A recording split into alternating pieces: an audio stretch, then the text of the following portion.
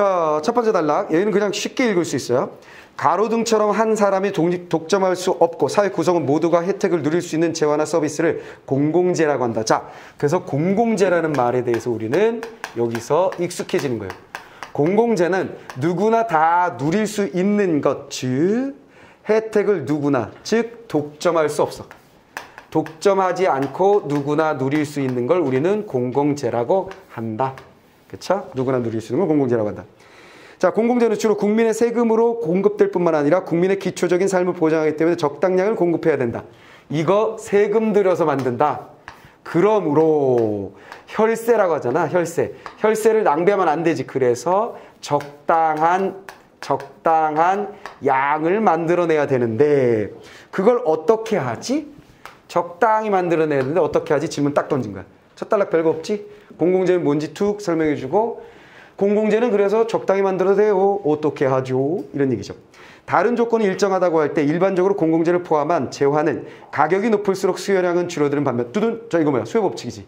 가격이 높으면 조금 사게 되고 공급량을 늘어난다. 가격이 높으면 파는 사람들을 많이 만들어서 팔고 싶어진다. 수요 공급 법칙이니까 이거 알아요 하고 팍 버리면 돼. 따라서 우하향하는 수요 곡선, 우상향하는 공급 곡선이 만나는 지점이 재화의 적정 공급량이 된다. 알지? 필요 없는 거야. 그런데 한 재화에 대한 시장의 수요는 각 개인의 수요를 합쳐 산출되기 때문에 개인의 수요 곡선을 합쳐서 시장 수요 곡선을 만든다.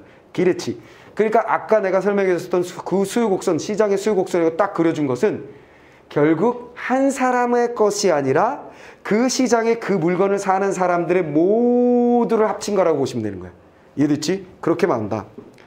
그림은 두 명의 소비자로 구성된 사회를 가정했을 때 하나의 공공재에 대한 수요 공급 곡선이다. 아하, 이거 미리 그려놨어요. 자, 어떻게 되는 거야?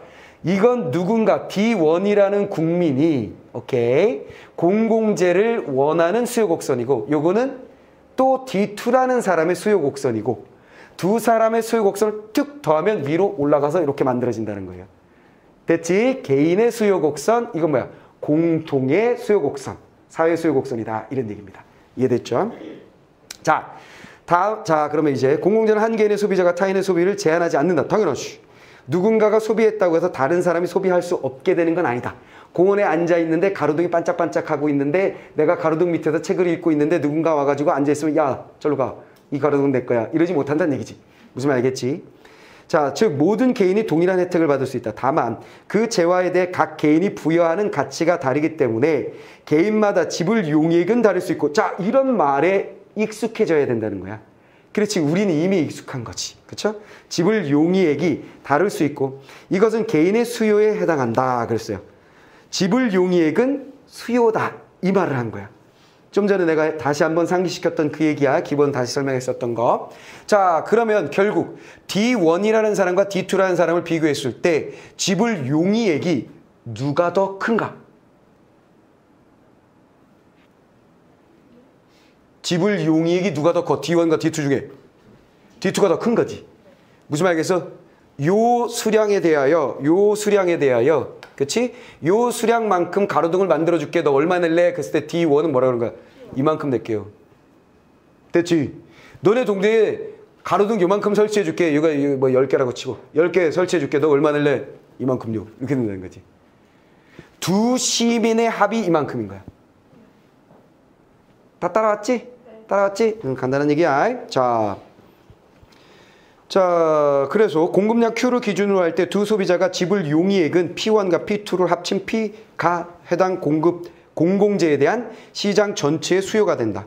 즉 개인의 수요 곡선 D1과 D2를 수직으로 합친 것이 공공재의 수요 곡선 D이고 D와 공급 곡선 S가 만나는 지점에서 공공재의 적정 공급량이 결정된다.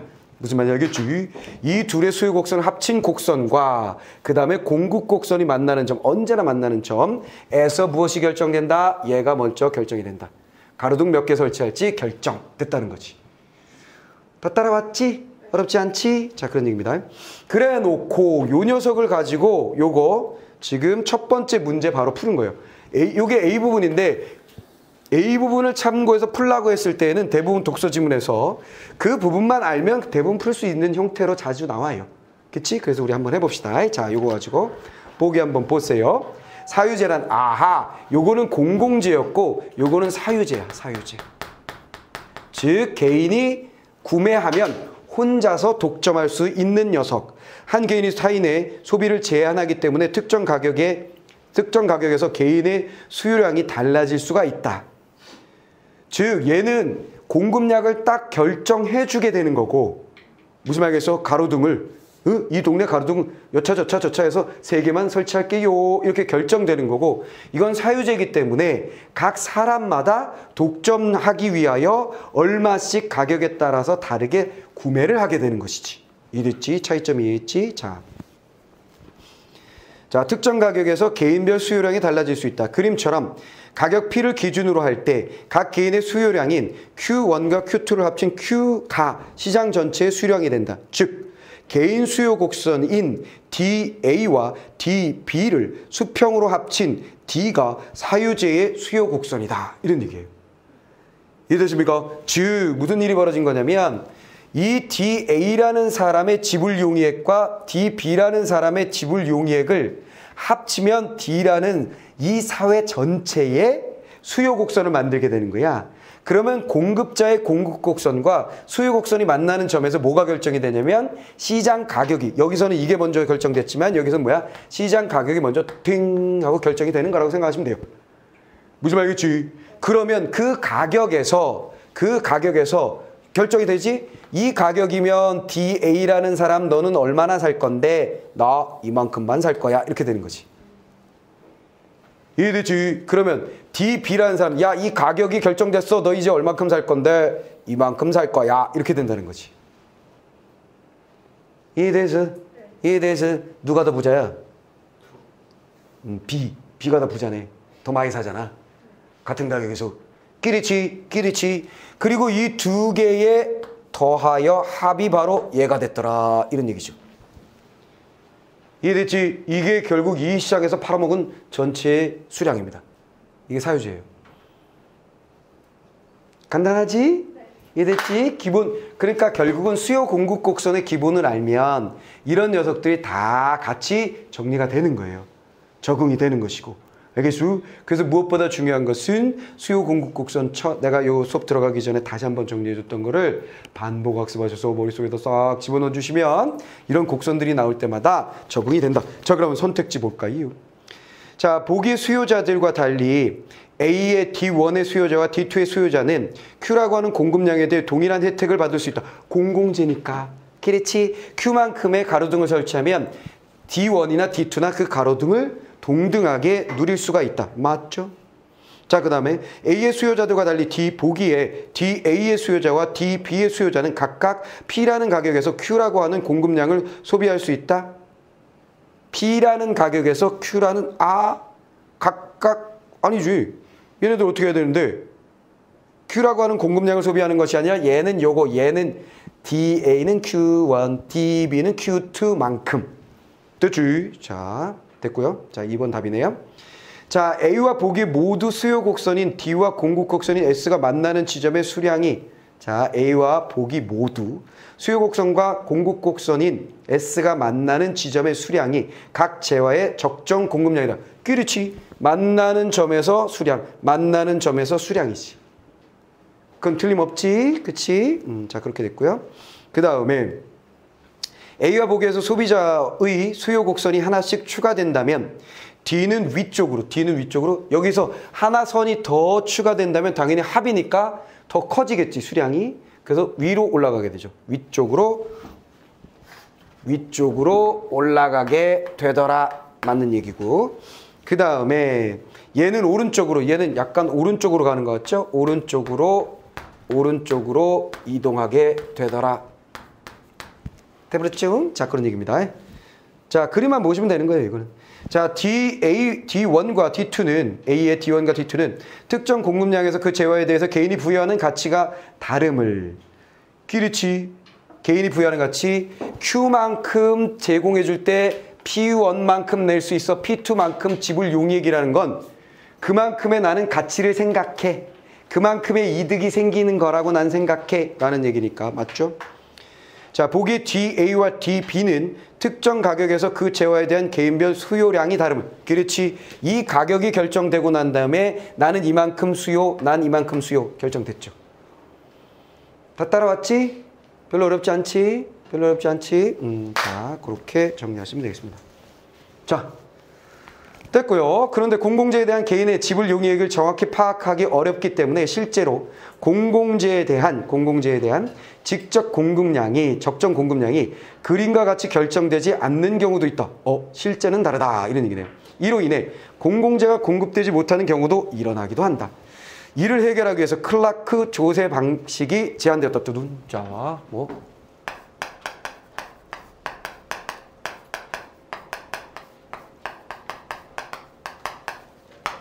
자, 요게 이제 이 지문의 핵심이 되는 것인데, 공공재는 누구나 다 누릴 수 있는 것이니까 적당한 양을 제공해야 되는데 그 적당량을 제공하는 게 애매해.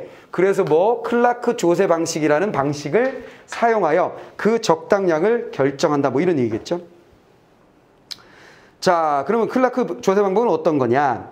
클라크 조세 방식은 공공재 공급 비용을 공평하게 나눈 세금인 비용 분담금에다가 추가 세금을 합쳐 개인이 총 지불해야 할 세금을 책정하는 방식이다. 이게 뭐라고? 뭔 말인지 모르겠지만 세금을 책정하는데 어차피 공공재는 뭐로 만드는 거라고 해서 세금을 가지고 만드는 거지. 그 세금을 가지고 만드는데 그 세금의 구성을 비용 분담금에다가 추가 세금, 비용 분담금에다가 더하기 추가 세금, 추가되는 세금을 더하여 세금을 내게 된다. 그게 뭔데? 설명해 주겠지 뭐. 이는 공공재 공급하기 이전에 지불 용이액 순이익 등으로 표출되는 개인의 선호도를 파악하여, 자, 이거 어떻게 만드는 거냐면 이런 세금을 어떻게 하냐면 선호도를 파악하여. 선호도라는 건 뭐냐면 바로 지불 용이액이나 순이익이야.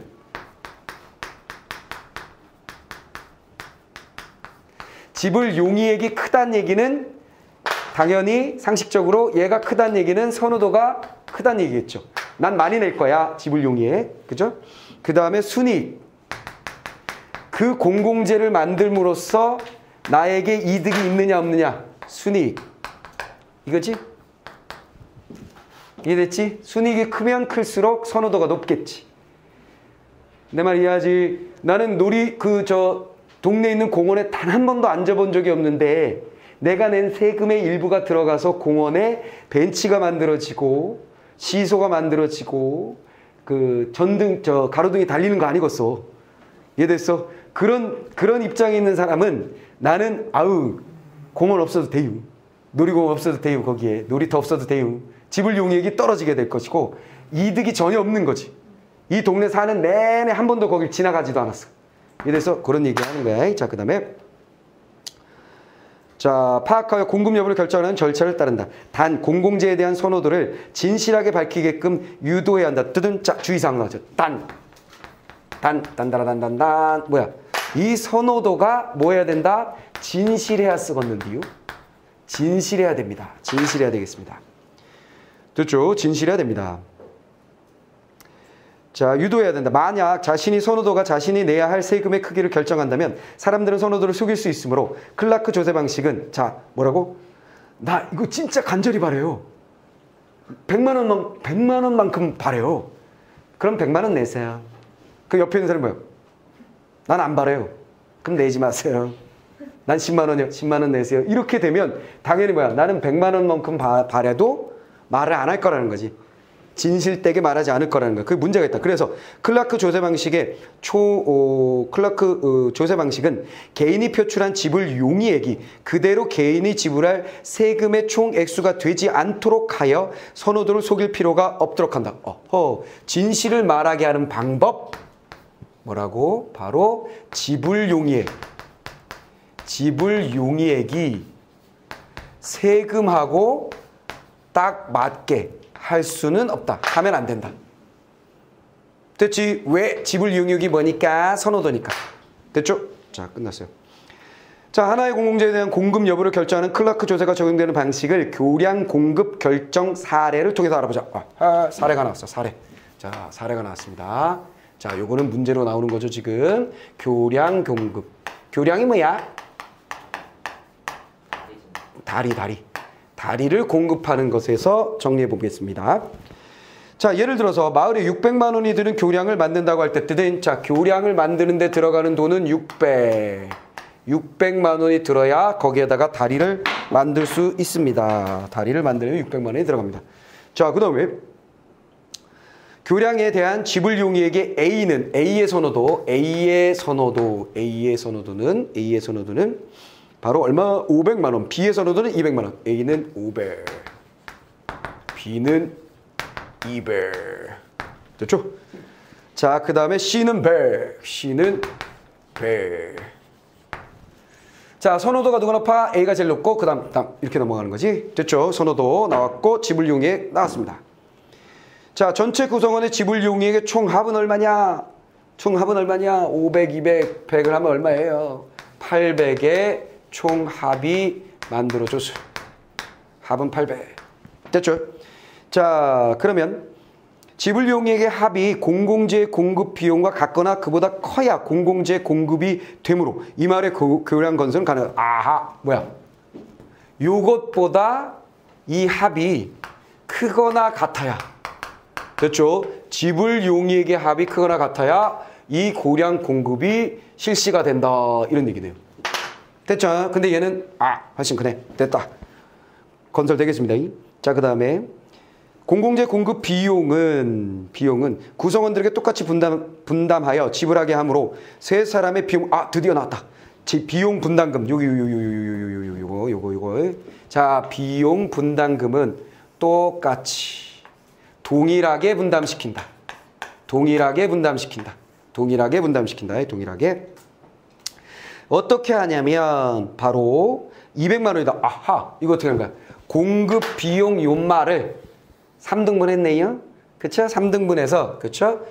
3분의 600을 해가지고 설라문에 얼마? 200만 원이 뭐다? 비용 분담금. 그렇죠? 비용 분담금. 그러면 나 500만 원 낼게요. 200만 원 내면 되고. 나 200만 원 내고 싶어요. 200만 원 내고. 100만 원 낼 거예요. 젠장 200만 원 내게 되네. 망했네. 됐지? 이렇게 된다는 얘기네요.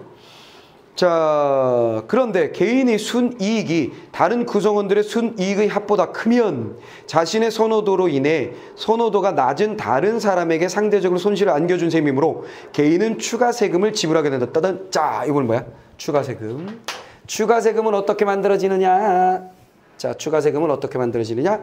바로 다른 사람 순이익이 합이 큰 사람. 됐죠? 순이익의 합.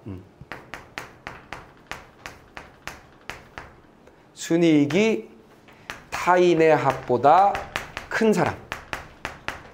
이 사람에게 추가 세금을 물린답니다. 뭔 소린데? 설명해 주겠지. 자, 그렇지 않은 사람들은 추가 세금을 내지 않는다. 이때 개인의 순이익은 순이익, 그렇지. 순이익이 뭔지 모르는데. 순이익은 지불 용의에게서 비용 분담금을 뺀 금액으로 그 값이 음수인 경우에는 손실에 해당한다. 자, 그렇게 하는 거야? 자, 그러면 계산 들어가죠. 자, 지불 비용 분담금이 200이잖아요. 나는 500만 원 낼 수 있어요. 그런데 200만 원 내니까 이거 마치 그거 같으네. 뭐? 개인의 잉여 계산할 때 내 지불 용의액은 1,000원이에요. 시장가가 500원이라고요? 그렇다면 난 500원의 이득을 보는군요. 했었잖아. 이해됐지? 그것처럼 내 지불 용의액은 500이에요. 그런데 얼마 내라고요? 3으로 나눠서 이거 600만 원짜리 교량이에요. 그러니까 시민이 3명밖에 없잖아요. 그러니까 3으로 나눠가지고 200만 원씩만 내시면 돼요. 그래요? 나는 300만 원 이득이에요. 이렇게 되는 거지. 얘는 뭐야? 아이고, 나는 빵원이에요. 망했어요. 전 마이너스 100만 원 손해예요. 얘는 손실이다. 이런 얘기죠. 돼버렸죠? 그러면 자신의 순이익이 타인의 합보다 커야 된다 그랬어요. 자신의 순이익은 300인데 얘네 합은 마이너스 100이니까 크죠. 자신의 합은 여기인데 보나마나 뻔하죠. 작죠. 얘네인데 보나마나 뻔하죠. 얘네들 합하면 작죠.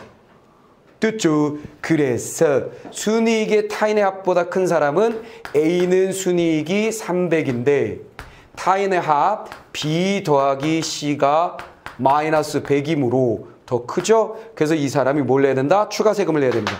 추가 세금을 얼마를 내야 되는 건데? 추가 세금을 얼마를 내야 되는 건데? 자, 마이너스 100원이므로, 100만 원이므로, 자, 어디 갔어? 따라서 A 순이익은 300만 원, B 순이익은 0원, C는 마이너스 100. 그 다음에 100만 원의 손실 됐어요. 결국 A의 순이익이 300만 원, B의 순이익의 합이 마이너스 100보다 크므로 A가 추가 세금 됐어요. 자, B와 C의 각각 자신의 순이익이 다른 구성원들의 순이익 합보다 작으므로 추가 세금은 없고 200만 원을 지불하면 된다. 만약에 A가 없다면 지불 용이액이 합이 300만 원이므로 그렇지. 얘가 없으면 둘 합하면 300만 원. 됐지? 합이 크거나 같아야 된다. 그런데 반대로 작아지죠? 작아지므로 당연히 건설되지 못한다. 즉 A가 없었다면 공공재의 공급 결정이 달라질 수 있다.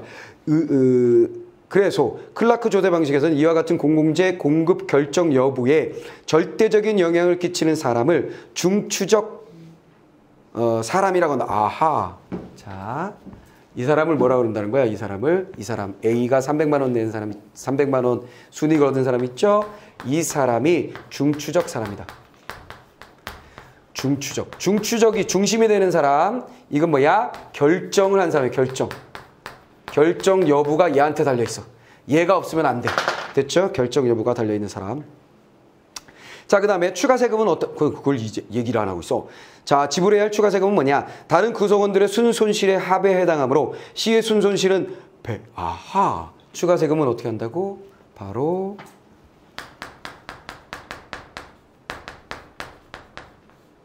합이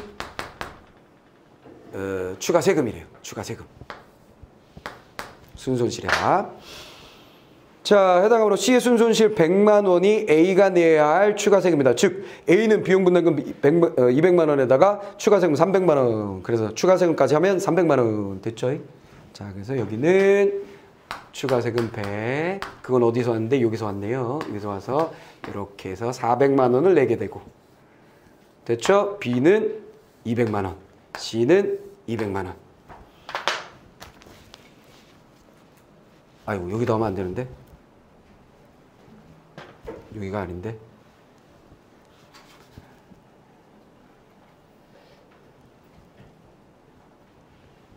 아이씨. 어쨌거나 얘는 200만 원만 내면 되고 A는 200만 원에다가 100만 원 더 한다. 이렇게 하면 되겠네요. 100만 원 더 한다. 추가 세금. 됐죠? 그냥 따라가면 되는 거야. 따라가면. 그렇지. 그렇게 어렵진 않지. 그냥 따라가면 되는 거지. 어렵진 않죠. 자, 그렇게 계산합니다. 그런데 교량에 대한 선호도를 조사할 때 어떤 개인이 자신의 지불 용이익을 속인다고 가정해보자. 만약 A가 지불 용이익을 낮게 표출하면 교량이 건설되지 않을 수도 있으므로 A는 교량이 건설되었을 때 얻을 수 있는 순이익을 얻지 못하게 된다. 그렇겠지. A가 속이면 이거 말짱 도루묵이다. 이런 얘기죠. 됐죠? A가 나 100만 원만 낼래요. 그러면 간절히 바라던 바인데 안 서게 되는 거지. 됐지? 교량이 안 서게 되는 거지. 그래서 망했어. 괜히 그랬어요. 이렇게 된다는 거지. 자, 그 다음에 어찌 그렇게 또 교량 건설 가능성을 높이기 위해서 지불 용이액을 높게 표출하더라도 자신이 내야 할 추가 세금에 변화가 없다. 두둥. 포인트 뭔지 알겠지? 그치? 그래서 이 중추적 사람이 지불 용이액을 속여서 지불 용이액을 낮게 하면 건설이 안 될 것이며 지불 용이액을 높게 하면 추가 세금엔 변화가 없다. 건설은 되고 지불 용이액을 높게 하더라도 뭐 추가 세금은 없다.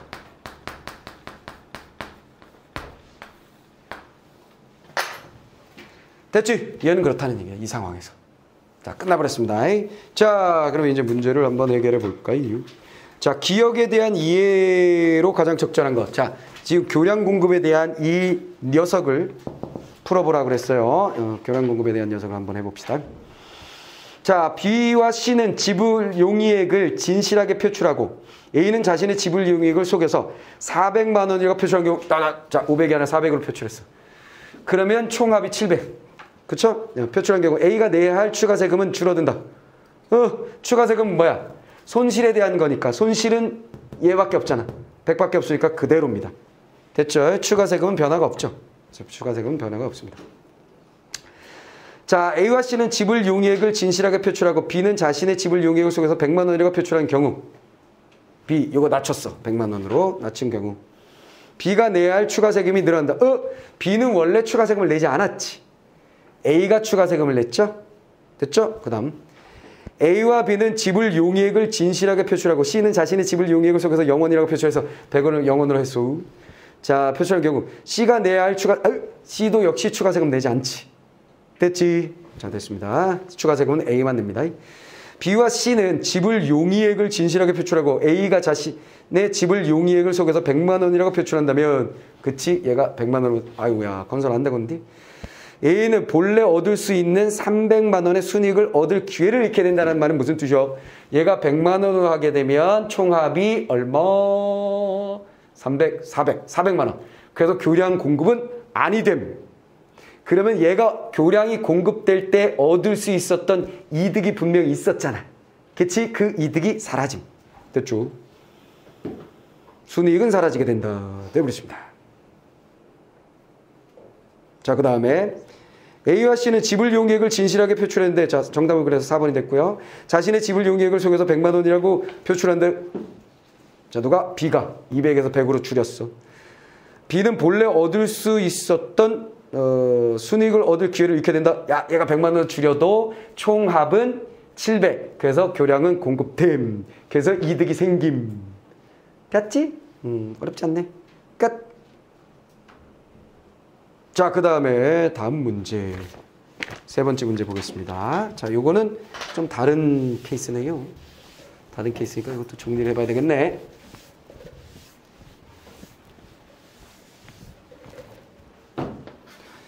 자, 두 개의 공공재 중에 하나만 공급해야 할 클라크 조세 활용 방안이다 그랬어요.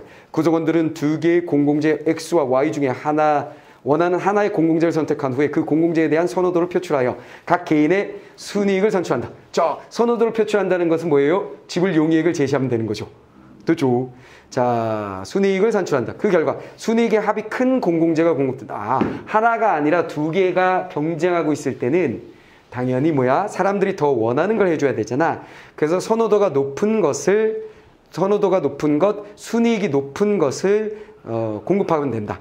이때 어떤 공공재를 선호하는지에 상관없이 모든 구성원은 동일한 분담금을 내게 되고 중추적 사람만 세금을 내는 건 똑같네요. 그러니까 여기서 달라진 것은 순이익이 자 X제와 Y제가 있을 때 둘 중에 하나만 해야 된다. 그러면 순이익을 계산하여 순이익의 합이 큰 쪽을 하면 된다. 끝. 자, 그 다음에 사례.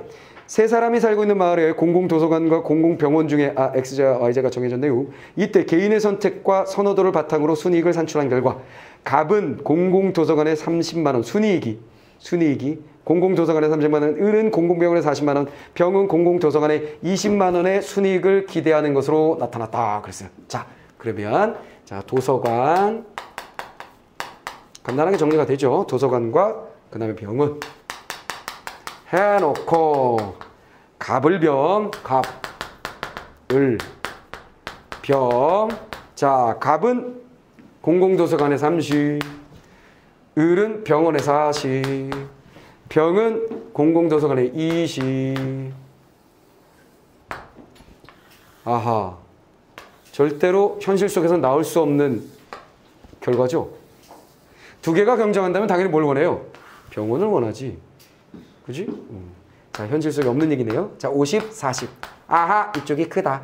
그렇다면 무엇을 만든다? 도서관을 건설한다. 병원은 안 된다. 끝났죠? 자, 이렇게 됐습니다. 요것은 전부 다 뭐야? 순이익을 제시했습니다. 자, 갑이 없더라도 공공도서관이 공급되었을 것이므로 어쨌든 자, 갑이 아니지. 갑이 없었다면 2대 4니까 안 되죠? 안 됩니다. 자, 끝났고 을이 없었다면 그대로 도서관이죠. 을이 없었다면 공공병원이 공급되지 않았을 것이므로 그 다음에 중추적 사람이다. 에이? 을이 없었다면 공공병원이 공급되지. 을이 없었기 때문에 공공병원이 공급되는 것이 아니라 원래 안 되는 거였지. 그치? 그 다음에 을을 중추적 사람이다. 을은 중추적 사람 하라 뭐라 그랬어? 그 사람이 없으면 공급이 안 되는 것. 됐지? 근데 어차피 공급이 안 되지 여기는. 자, 병이 없었다면 공공병원이 공급되지 않았을 것이므로 병이 없으면 그러네. 아, 뭐라고? 병원이 아니지. 도서관이지. 병이 없으면 도서관이 공급되지 않는 건데 땡 틀렸고. 각과 병 중에 한 사람이 없었다면 공공도서관이 공급되지 않았을 것이다. 그렇지. 이 사람이 없으면 자, 얘가 없으면 얘가 있으니까 됐지? 병원. 얘가 없으면 병원. 둘 중에 하나만 없으면 병원. 됐죠? 자, 그래서 둘 다 중추적. 그렇지. 중추적 사람의 본문의 개념은 중추적 사람의 본문에 정의된 개념은 그것이 공급이 되는 여부를 결정하는 사람이라고 그랬어요. 결정자예요, 결정자. 즉 얘가 없으면 안 돼. 얘가 있어야 돼. 얘가 없으면 안 돼. 얘가 있어야 돼. 둘 다 그래서 결정 여부를 가지고 있는 사람이기 때문에 중추적 사람이다. 맞죠? 을과 병 중 한 사람이라도 없었다면 공공재에 대한 비용 분담금은 달라지므로 둘 다 중추적 사람이다. 공공재에 대한 비용 분담금은 그냥 뭐야? 그 녀석의 건설비를 나눈 것. 됐죠? 그럼 변함이 없습니다. 자, 그래서 정답 4번. 됐지? 자, 그 다음에 다음 문제. 클라크 조세 방식에 대한 설명으로 적절하지 않은 것. 자, 이것도 꽤 틀렸네. 공공재의 적정 공급량을 정확히 파악하기 위해 제안되었다. 그렇지. 이 지문의 아예 질문이 뭐였어요? 얼마나 필요한데요? 어떻게 결정하는데요? 적정량을. 그거였지. 근데 이 방법이 그래서 제시된 거 맞고요. 공공재에 대한 개인의 선호도를 진실하게 파악하려고, 진실하게 밝히게 하려고 만든 것이다. 그렇지. 진실하게 하려고 뭐가 일치되지 않도록 하는 거 기억나죠? 한 개인의 소비가 다른 사람의 소비를 제한하지 않는 재화를 대상으로 한다. 그렇지. 공공재니까 서로 제한하지 않겠죠? 공공재에 대한 비용 분담금은 개인들이 표출한 선호도에 따라 다르게 책정된. 아이고요. 비용 분담금은 공평하게 나누는 거고. 됐지? 공공재에 대한 비용 분담금의 추가 세금을 합쳐 개인이 내야 할 세금의 액수가 책정되는 되는 건 그렇죠. 누군가는 그렇게 되겠죠. 됐습니다. 자, 그래서 정답은 4번. 그 다음에 일어나다. 같은 단어의 다른 쓰임이네요. 싸움이 일어나다, 불꽃이 일어나다, 일찍 일어나다, 거품이 일어나다, 식욕이 일어나다. 본문은 뭐야? 어떤 경우가 일어난다. 일이 생기는 거 얘기하는 거죠? 어떤 일이 생기는 거. 그래서 싸움, 사건이 벌어진 거. 이게 제일 가깝네요. 됐죠? 같은 단어의 다른 쓰임은 항상 뭐한다?